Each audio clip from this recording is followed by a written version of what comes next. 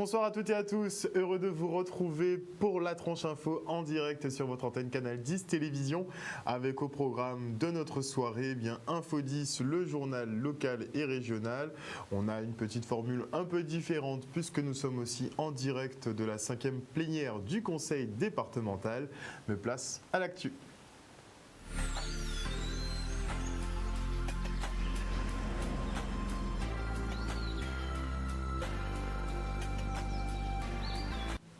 Nous sommes le vendredi 20 novembre 2020 et voici les titres de ce journal. Nous reviendrons sur la polémique autour des plateaux repas servis dans les écoles de Bémao. La municipalité a choisi de répondre aux parents d'élèves. Puis nous ferons un point sur la 8e assemblée plénière de la région Guadeloupe autour des questions environnementales spécifiquement. Et en fin d'édition, ce sera l'opération d'enlèvement de véhicules hors d'usage sur le territoire de Sainte-Rose.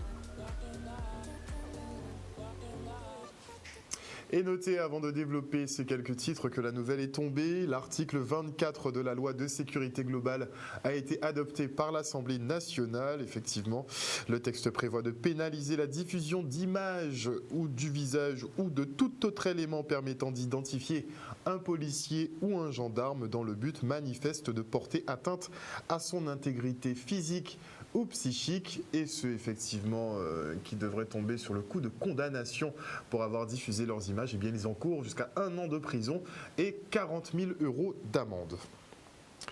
Et suite au coup de gueule des parents d'élèves de Bémao concernant les plateaux repas de la cantine, la municipalité répond. Si elle reconnaît que la quantité n'était pas suffisante, comme on pouvait le voir sur les clichés, elle ne remet pas en cause la nature du repas qui n'était autre qu'une soupe à Congo. Le reportage. Visiblement, nous avons eu un problème qui s'est posé dans un établissement scolaire hier. J'ai pu visionner effectivement le plateau sur la qualité du repas. Il n'y a pas de doute, on a une équipe de professionnels qui travaillent depuis 5 h du matin pour que les repas soient confectionnés pour les enfants. Nous avons aussi une diététicienne avec des élus, que ce soit de la minorité ou de la majorité, qui font partie de ce groupe de travail, également pour pouvoir établir les différents menus qui sont présentés aux enfants. Par contre, sur la quantité, là, on a pu constater, vu le plateau pris en photo, qu'il y avait un souci. Le contenu observé sur le plateau, en tout cas en partie, je dis bien en partie, représente le menu qui avait été servi aux enfants. Donc ce n'est pas un trucage. C'était le menu du jour. C'était le menu du jour. Pour rappel, c'est un menu qui est particulier, qu'on appelle le menu soupe à Congo. Je dois tout de même déplorer qu'une photo qui ne reflète pas la qualité du travail, les efforts qui sont accomplis par le personnel de manière à servir aux enfants un repas de qualité, mais aussi en quantité. Donc la quantité fait défaut, ça je le reconnais sur cette photo, mais en tout cas ça ne correspond en rien, et je le répète, en rien du tout, à la qualité des efforts qui sont accomplis par le personnel de la ville de Bémao. J'ai fait mon enquête et dans les établissements scolaires, le problème ne s'est pas posé. Visiblement, on avait un repas qui était un repas local, ce qu'on appelle la soupe à Congo, bien entendu. Et donc, nous avons commencé par, en tout cas, rencontrer le personnel. Ce matin encore, les chefs de réfectoire étaient reçus. Et déjà, la première des décisions que nous avons prises d'une manière, en tout cas, en symbiose, c'est que non seulement les 5 éléments sont à retrouver dans le plateau, même si les enfants ne veulent pas, mais la quantité, le grammage aussi qui est prévu, même quand l'enfant n'apprécie pas ou que l'enfant dit ne pas tout vouloir, eh bien, qui sera mis dans le plateau. Donc voilà déjà la première des résolutions que nous avons prises ensemble. Retour maintenant sur la 8e plénière du conseil régional qui était axée sur l'énergie, la biomasse, la biodiversité et le maintien de l'octroi de mer. Je disais, c'était presque une plénière du Flot Céline. C'était sur l'énergie, sur la biomasse, sur la biodiversité et l'octroi de mer que nous allons demander à l'État de maintenir.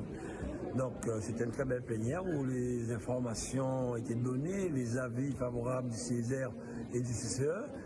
Tous les points ont été votés à l'unanimité je le dis, donc voilà, ça a été bien préparé. Je tiens à féliciter mes collègues, les techniciens aussi de la région qui ont travaillé sur ces points. Et le point important pour nous, c'était surtout la délibération pour permettre la création du SMO pour Sinoval avec la CARL et la CNGT et l'intégration de la région Guadeloupe.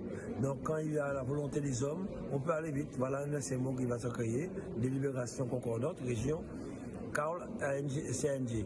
Ensuite, la création de l'agence de la biodiversité, l'agence régionale de la biodiversité, où nous avons nommé les personnes pour y figurer, et aussi les usines de traitement des déchets. Madame Céline a présenté aussi le projet énergétique. Donc ce sont des points que nous avons bien travaillé. Aujourd'hui, nous sommes vraiment fiers de le présenter dans cette plénière. Madame Céline a présenté aussi le projet énergétique. Donc ce sont des points que nous avons bien travaillé. Aujourd'hui, nous sommes vraiment fiers de le présenter dans cette plénière. Comme je l'ai toujours dit, c'est une question de volonté des hommes d'aller de l'avant. Quand vous dites à la population, votez pour moi, je ferai pour vous, il faut en faire. Il ne faut pas penser demain, si je fais maintenant, ça ne sera pas bon. Quand vous êtes élu, vous êtes pas élu pour 6 mois, mais pour 6 ans. Je le dis, si on voulait que le SMO soit déjà en place, il y a longtemps, ça serait fait. Mais il y a certaines personnes qui jouent sur leur intérêt personnel et c'est la population qui en pâtit. Après 3 premiers plans assez laborieux, la préfecture et les services de l'État lancent le plan Chlordécone 4 pour la période 2021-2027. 92 millions d'euros sont alloués à ce nouveau plan qui pour l'heure n'est pas ficelé. Un budget revu à la hausse, en tout cas pour tenter de rectifier le tir d'un État aveugle face à l'empoisonnement de son peuple, tout simplement. Impact sur la santé des populations, des pollutions des sols, recherche sur l'alimentation figurent parmi les principaux axes de recherche. Et au terme d'un mois de consultation, effectivement tout le monde pourra donner un peu son avis. Eh bien, le 4e plan devrait débuter au 1er janvier prochain. Le reportage. Le comité de pilotage du plan Chlordécone qui est animé bien sûr par la préfecture avec les différents services de l'État et les agences comme l'agence régionale de santé, mais aussi bien sûr avec la participation de personnalités locales, d'élus, de personnes donc, qui souhaitent échanger avec les différents services. Et par ailleurs, c'était un petit peu le bilan des travaux qui ont été conduits par différents groupes de travail sur des sujets bien sûr transverses dans le cadre de la chlordécone. Et l'agence régionale de santé a été évidemment impliquée sur tout ce qui est impact sur la santé des populations en raison de la chlordécone. Dans cette réunion, elle avait un objectif important qui était de présenter la méthode que nous allons mettre en œuvre pour le plan Chlordécone 4 qui va commencer à partir de janvier 2021. Pourquoi est-ce qu'on en parle dès aujourd'hui ? Parce que ce plan Chlordécone 4, il n'est pas encore complètement établi. On a établi des grandes lignes stratégiques, on a établi des axes de travail et avec une note de synthèse qui est prête, qui va être d'ailleurs mise à la disposition de tout le public. Et on rentre à partir d'aujourd'hui pour 1 mois de consultation et de capacité pour tous les gens qui sont intéressés par la question de pouvoir prendre connaissance de ce plan, de ce projet de plan et de pouvoir réagir et de proposer des choses pour qu'on puisse l'améliorer ou le modifier. Un sujet signé Michel Depape.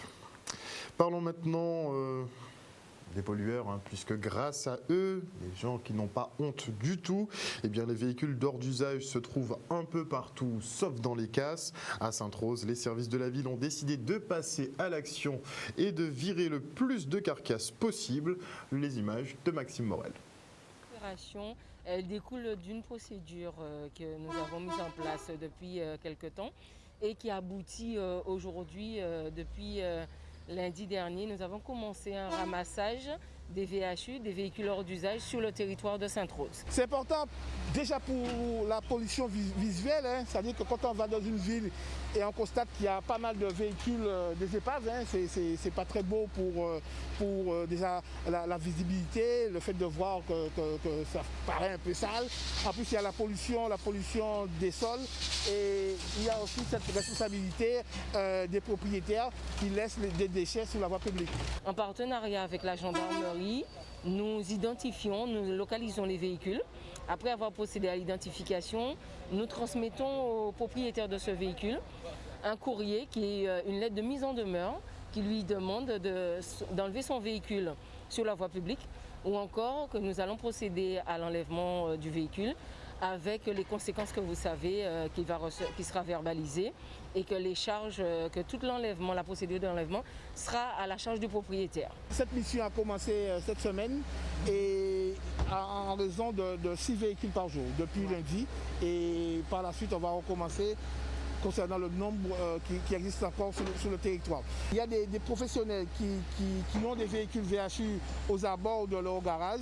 Il faudrait qu'ils se mettent en conformité parce qu'à plus de 10 véhicules, ça relève du procureur de la République et même de la préfecture. Donc si ces professionnels-là ne se mettent pas à jour, ne faut pas procéder aux enlèvements des VHU, il est évident que des sanctions seront prises. Une fois de plus, on ne félicite pas les malpropres. On poursuit effectivement, puisque voilà 10 ans maintenant que la Maison de la Citoyenneté de Pointe-à-Pitre relaie la Journée internationale des droits de l'enfant.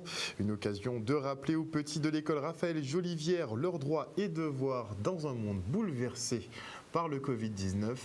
Le reportage. Cette année, la Maison de la Citoyenneté, en collaboration avec la ville de Pointe-à-Pitre, organise cette Journée des droits de l'enfant. Donc aujourd'hui, on l'a faite à l'école Raphaël Jolivière, et donc avec des enfants de CM2. Et donc nous avons ciblé sur la thématique était qu'on libère la parole par rapport au coronavirus. Nous savons aussi que dans le monde, il y a des enfants qui n'en ont pas, il y a des enfants qui travaillent énormément, il y a des enfants qui meurent chaque jour, que ce soit de faim ou d'épuisement au travail. Donc nous devons aussi surtout faire comprendre à nos enfants qu'ils ont une chance incroyable de vivre dans un pays où ils ont le droit de s'exprimer. Il faut qu'ils sachent qu'ils ont, c'est vrai, des devoirs, mais qu'ils ont aussi des droits. Droit à l'éducation, droit à la santé, droit à tout, quoi. Ils ont des droits.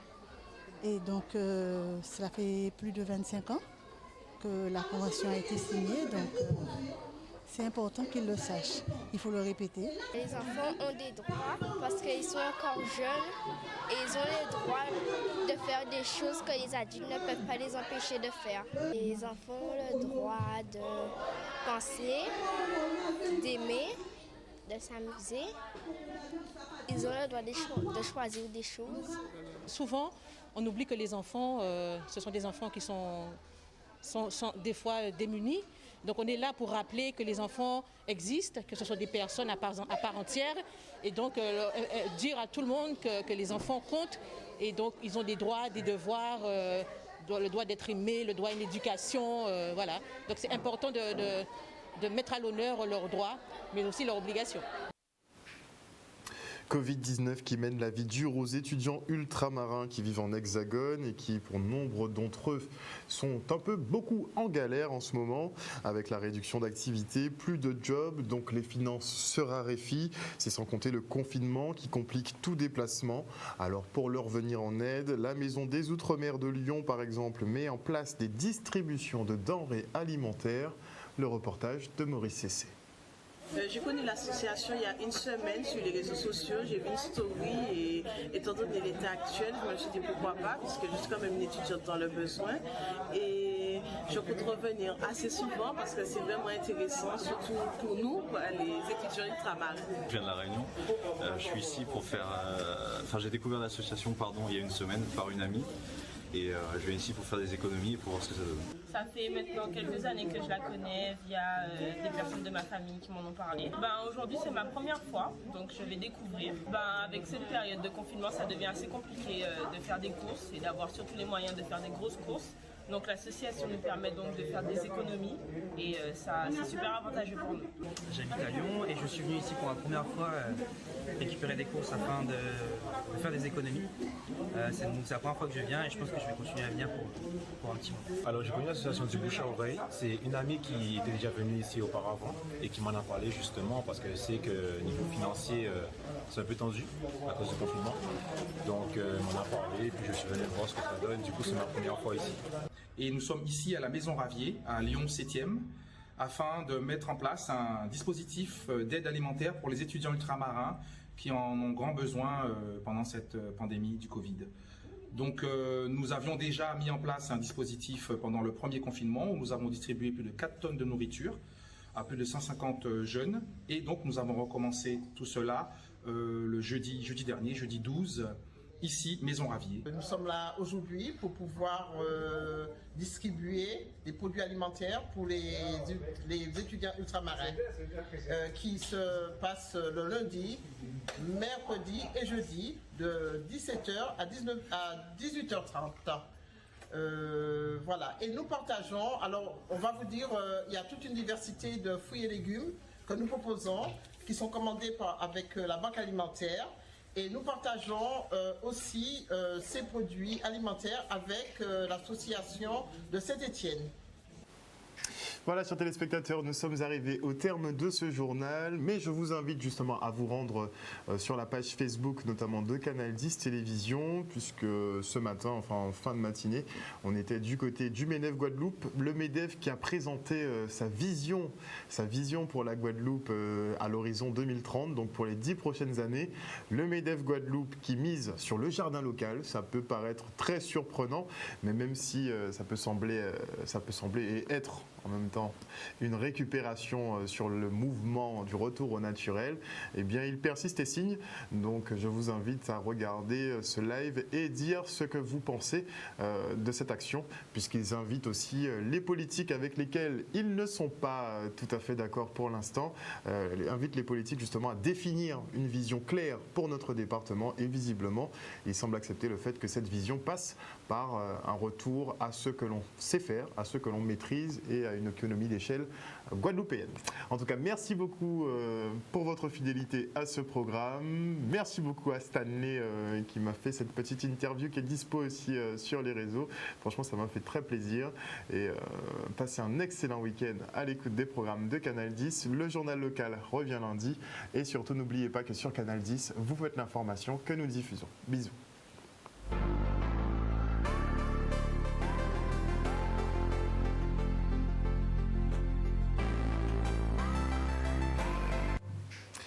À venir sur Canal 10, eh bien, la suite de la tranche info, pas tout à fait déterminée puisque finalement la plénière du conseil départemental s'est achevée. On pensait que ce serait beaucoup plus long, tiens, pour le coup, mais ils ont vite balayé les points. Enfin, je vais faire ma mise à jour dans pas très longtemps. Et je dis bonsoir avant la coupure pub. Donc bonsoir à Cécile Thaïlandier-Télu, bonsoir à Diadia Choco, bonsoir à Grégory Hall, bonsoir à Lydia Luce. Bon, à Grégory Hall qui a un avis très particulier sur le préfet. Enfin, ouais, il est très expéditif. Bonsoir à Jimmy, bonsoir à... Allez voir les commentaires de Grégory Hall. Bonsoir à Marie-Hélène Borès, bonsoir à El Canalio Valentino Cardona, toujours connecté. Bonsoir à les réfugiés poétiques. J'ai enfin pu voir qui c'était. Bisous les réfugiés poétiques. Bonsoir à Teddy Bamberg. Bonsoir à Oran Rachid. Bonsoir à Franck Abar. J'espère que vous allez bien, monsieur Abar. Bonsoir à Vaninou Jazi. Bonsoir à Sarah MC. À Demistocle Sainte-Rose. À Loïc Montagne. À Jacqueline Labini. Bonsoir également à Tasserise. À Magdala Mayenne. À Ketty Gombo. À Mathias Gaspard. À Chanté Tara. À Steve George. Désolé, je ne pourrais pas dire bonsoir à tout le monde. Vous savez, il y a énormément de noms et moi je suis stressé parce qu'il y a le timing qui nous court après. Donc on se retrouve après la coupure pub.